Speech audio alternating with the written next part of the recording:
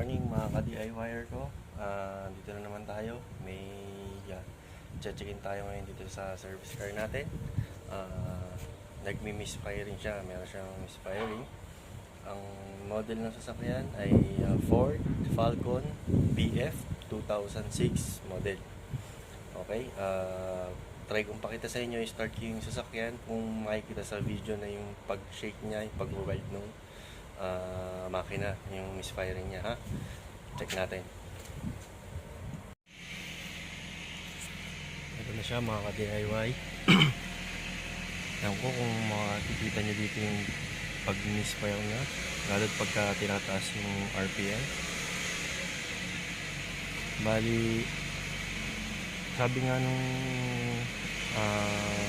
previous owner nito, yung kaibigan ko, na ang pinalitan lang daw nila dati dito ay spark plugs. Hindi daw sila nagpalit ng ignition coil. Ngayon wala naman tayong check engine and wala rin naman tayong scan tool para malaman natin kung anong DTC meron. Kaya ang gagawin ko muna, start muna ako sa mag-check ng ignition bago ako mag-check sa iba, kasi 230,000 naman na siya. And sabi nga niya, spark plugs lang yung pinalitan. Kaya dun muna ako sa ignition coil. Mukhang hindi ko napapalitan yung ignition coil. Mag-check na lang ako ng ignition coil bago ang lahat. Okay? Pakita ko sa inyo paano mag-check. So mga ka-DIY, ito yung engine natin. Kailangan lang natin tanggalin tong hose na to, intake hose, tsaka tong cover na to. Nasa loob nito yung ignition coils natin. Kailangan natin siyang ma-access. Kailangan lang natin ng Allen key tsaka ng 10mm socket. Ayan. Okay, tatanggalin ko na, tapos check natin yung ignition coil. Yung lahat ng ignition coil checkin ko. Okay.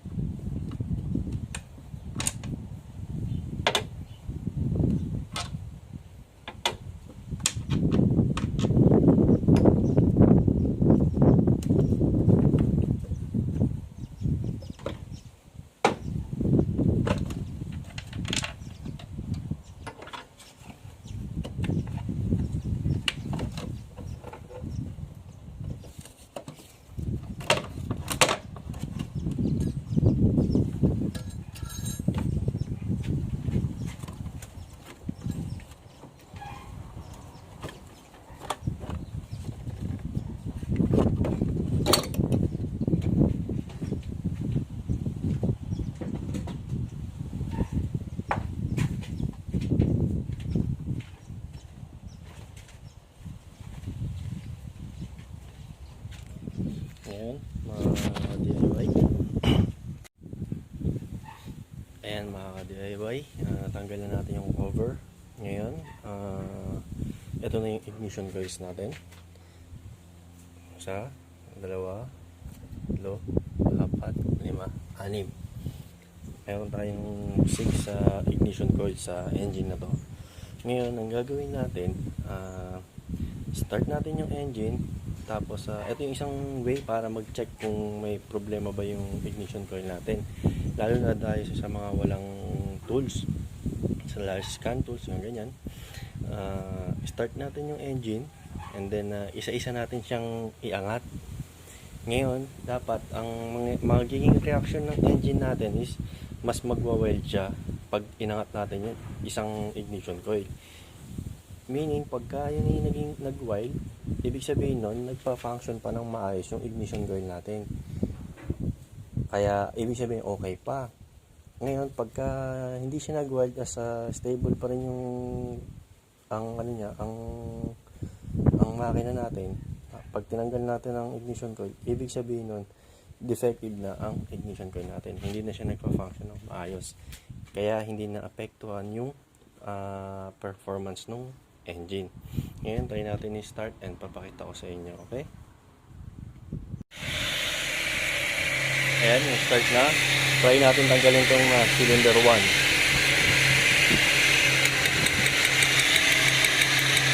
Kaya mas naging wide siya ngayon. Kaya okay pa itong ignition coil natin. Pangalawa.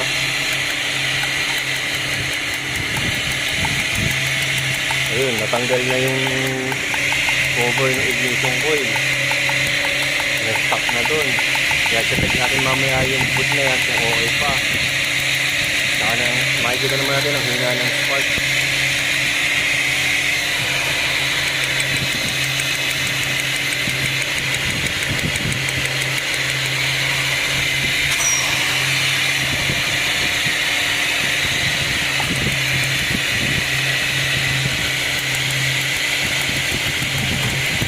Ayun, natanggal din yung boot. Check natin kung okay pa yung boot niya. Umiwalay na siya dun sa coil mismo.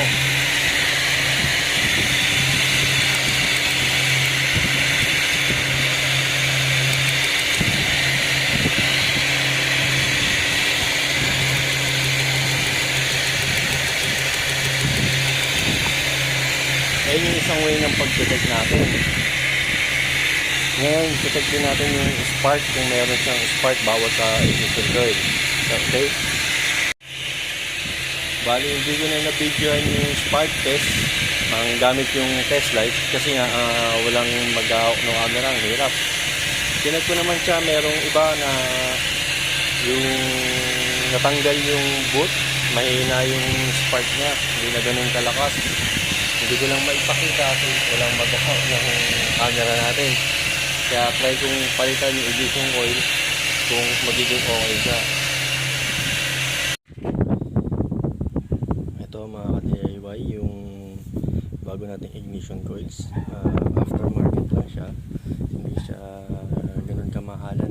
Hindi tulad sa Ford na medyo mahal. Kaya ito na lang muna pang sa tagal lang ilalagay ko. Tsaka na pag nagloko na ulit, tsaka na natin palitan ng original parts para mga Ford. Kaya natanggal ko na yung isa, na sira-sira na yung boot niya, may mga crack na siya dito. Kaya posibleng tumatalo na yung spark natin. Hindi na siya buong napupunta dun sa spark plug natin para pag-ignite. Kaya try natin, ilagay ko ngayon itong mga bagong ignition coils na to. And then check natin kung ano magiging performance ng engine.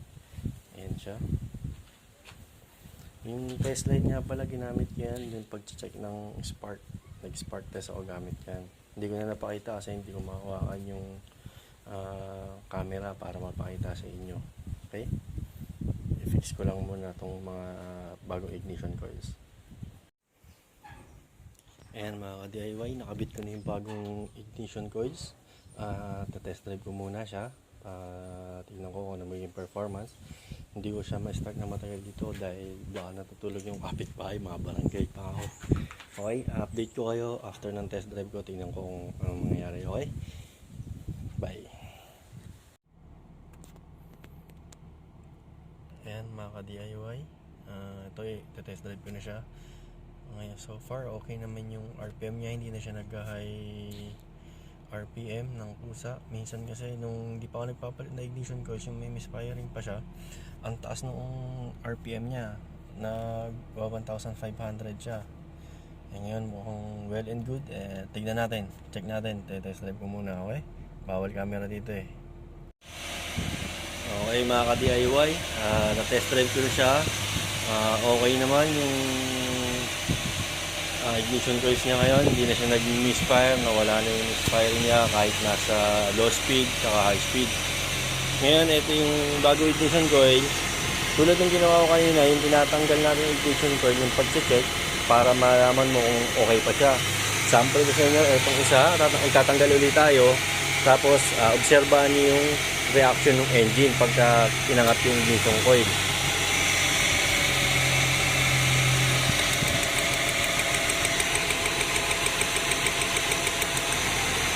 Nakita nyo ba yung pag-wild yung yung reaction ng engine? Nag-wild siya nung tinanggal yung isa.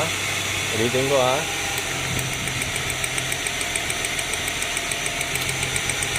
Yung parang mamamatay siya, di ba? Yan, okay na. Itong isa, testing natin. Di ba, naging wild yung takbo ng engine natin, yung reaction niya. Pag binalik, okay. Ibig sabihin lang nun, yung ignition coil na gamit natin ngayon is nagpo-function pa siya ng maayos. Kaya nag-react ng ganun yung engine natin.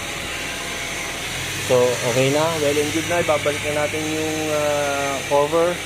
Hindi ko na napakita sa inyo kasi yung gusto sana ipakita sa inyo isa pang pag-check ng ignition coil kung may spark tayo. Kaso hindi ko nga siya mapakita sa inyo dahil walang maghahawak ng camera. Hindi ko kayang gawin ng hawak-hawak yung camera dahil kailangan ko ng dalawang kamay para iangat natin siya. Hawak ko yung isang test light sa kabilang kamay. Doon mo titignan kung meron siyang spark, kung okay yung spark niya, kung tumatalon ba siya ng maayos. Kaya hindi na napakita. Kaya eto okay na. Babalik ko na lang yung cover. Tumama tayo ng hula natin mga ka-DIYers ko dyan. Tumama tayo ng hula ko na ignition coil ang problema ng misfire natin. Nag-cause ng misfire. Mahirap din talaga mag-diagnose dahil wala tayong scan tool. Tsamba-tsamba lang. Hula-hula lang muna tayo kung anong kailangan natin gawin. Doon lang tayo sa basic. Kaya good at okay naman. Worth it yung pagbili natin ng bagong ignition coil. Okay? Balik ko lang yung cover. Mga ka-DIY, nakatapos na naman tayo ng isang DIY repair video ng misfiring without check engine warning sa instrument cluster. Okay naman yung diagnosing natin. Kahit pa paano, nakachamba-chamba pa. Hula-hula lang. Okay naman. Tama nga na ignition coil ang dahilan kung bakit nagkakaroon ng misfire ng engine natin. So, sana nakatulong sa inyo itong video na to. Huwag niyong kalimutang i-like and i-share para din mapanood ng iba. Makatulong din sa kanila kung meron mang same scenario nung sa sasakyan nila. At least kahit papano, basic diagnosing, ma-check nila bago man lang nila dalhin sa repair shop, or kung kaya namang gawin, bakit hindi, di ba? At least nakatipid pa. So, maraming salamat sa inyo. And shoutout nga pala dun sa lahat na nag-like and nag-share nung first DIY repair video natin. And shoutout din sa lahat na nag-subscribe. Maraming salamat sa pag-subscribe nyo. And sa mga hindi pa nagsusubscribe, huwag na kayong mahiya, libre lang yan, mag-subscribe na kayo, and click nyo rin yung notification bell button para updated kayo sa mga bagong video na i-upload ko. Sa muli, maraming salamat. Sana supportahan nyo ulit itong video na to, and abangan nyo yung susunod kong mga repair video. Okay? Bye. Good.